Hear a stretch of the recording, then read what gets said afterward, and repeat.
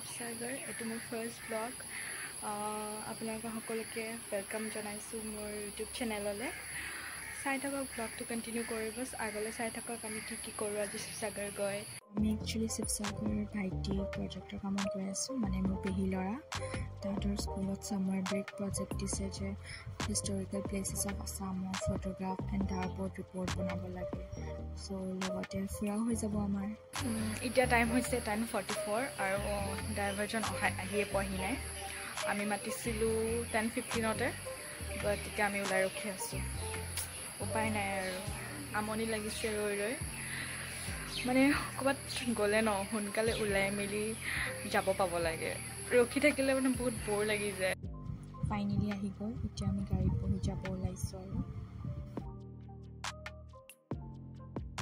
আৰু এয়া আমাৰ যাত্ৰা আৰম্ভ হৈছে আৰু আপোনালোকেও আমাৰ লগত গৈ থাকক এণ্ড শেষৰলৈকে চাব ব্লগটো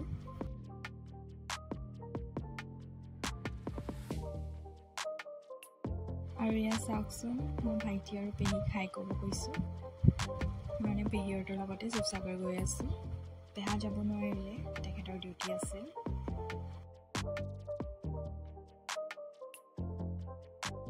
আৰু এতিয়া আমি শিৱসাগৰ পালোহি আৰু এইটোৱে হৈছে জয়সাগৰ বৰপুখুৰী আহোম ৰজা ৰুদ্ৰসিংহৰ দিনতে বনোৱা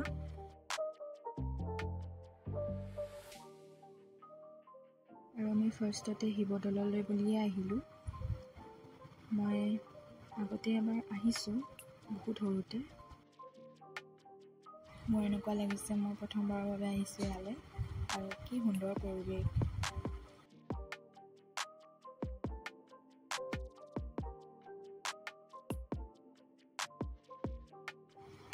দৌলৰ চাৰিওফালে আমি এপাক ঘূৰি আহিলোঁ আৰু মই পেহীক কৈ আছিলোঁ ইমান ভাল লাগিছে মনটো আহি ইয়ালৈ পেহীও কৈছে বহুত ভাল লাগিছে বুলি আৰু এইফালে পাৰ চৰাইখিনি চাওকচোন বহুত আছে তাত আৰু বহুত ধুনীয়া আৰু আমি আকৌ এই বৰপুখুৰী পাৰতে ৰখিলোঁ ড্ৰাইভাৰ দাদাজনে ক'লে যে ইয়াত বহুত ডাঙৰ ডাঙৰ মাছ দেখা পায় তাকে চাব ভাল লাগিছে ভিউটো বহুত ধুনীয়া লাগিছে আৰু আকাশটো বহুত ধুনীয়া আছে বতৰটো বহুত ধুনীয়া এই তালৈকে আছে দেখিছোঁ নাই সেইবোৰ লৈ আহিব নি ৰঙচুৱা সেইবোৰ লৈ আহিব নি ক'ত ল'বলৈ দিবলৈ আৰু জনামতে এই বিশাল পুখুৰীটো 18th চেঞ্চুৰীতে বনোৱা হয়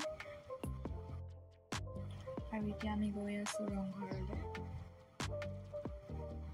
এয়া এণ্ট্ৰেঞ্চত এনেকৈ ৰংঘৰৰ বিষয়ে লিখা আছে আৰু ইয়াৰ আৰ্কিটেকচাৰটো দেখাইছে It is said that Ahom kings used Ronghor as a sports pavilion.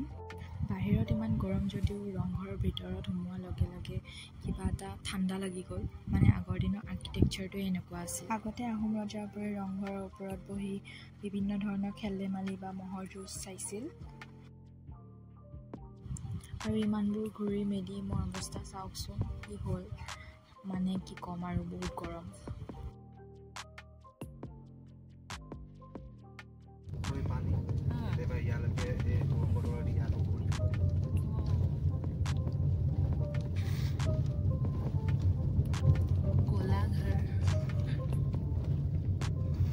এতিয়া আমি গৈ আছোঁ তলাতল ঘৰ চাবলৈ আৰু ড্ৰাইভাৰ দাদাজনে আমাক কৈ আছিল ইয়াত কিবা ৰহস্য আছে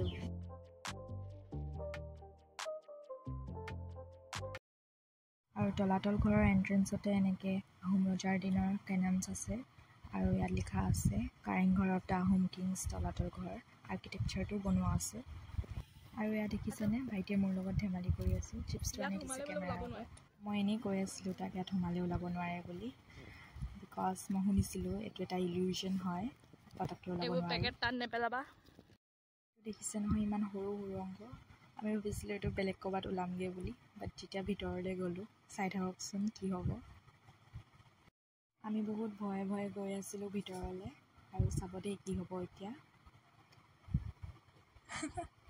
ইটো ছাইডত ওলাইগৈ মানে শ্বৰ্টকাট নিচিনা হয়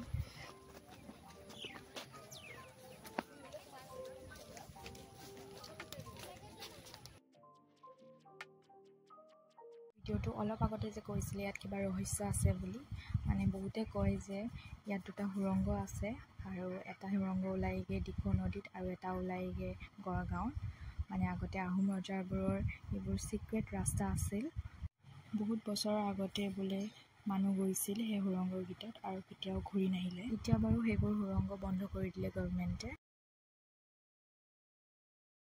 এতিয়া চাওকচোন আপোনালোকৰ লেফ্ট চাইডে এই মন্দিৰ ভাগ দেখিছে নহয়, এইটো আহোম ৰজাৰ দিনতে বনোৱা। ইয়াৰ বেছটো অক্টাগনেল শ্বেপত আছে আৰু ইয়াৰ ভিতৰত সোমালে আমাৰ ভইচটো বহুতবাৰ ইক' হয়।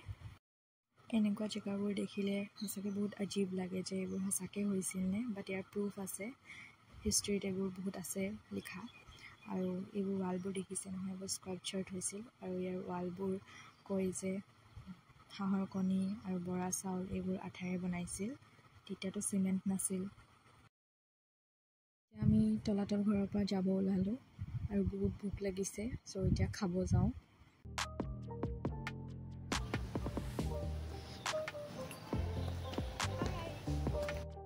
তলাতল ঘৰৰ পৰা ওলোৱা ৰাস্তাটোতে পালোঁ এই ৰেষ্টুৰেণ্টখন আৰু ইয়াতে সোমালোঁ খাবলৈ। ৰখি আছা ফ্ৰেঞ্চ ফ্ৰাইজ।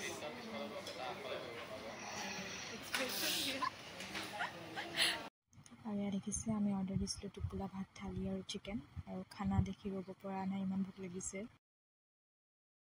আৰু এতিয়া খাই মেলি হৈ গ'ল আৰু আমাৰ মুখকেইখন দেখাই আছে, পূৰা টায়াৰ্ড ফেচ।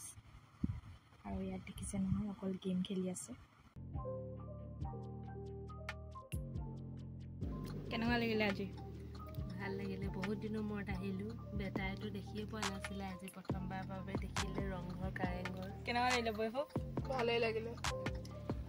মোৰ ফাৰ্ষ্ট টাইম নহয়, মোৰ সৰুতে অহা, কিন্তু মই পাহৰি গ'লোঁ, একো মনত নাই মোৰ। আজি ভাল লাগিছে। খালি বিয়া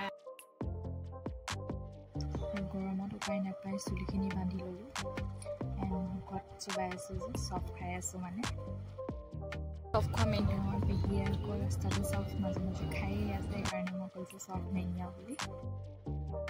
আৰু এতিয়া ঘূৰি গৈ আছোঁ ঘৰলৈ বুলি।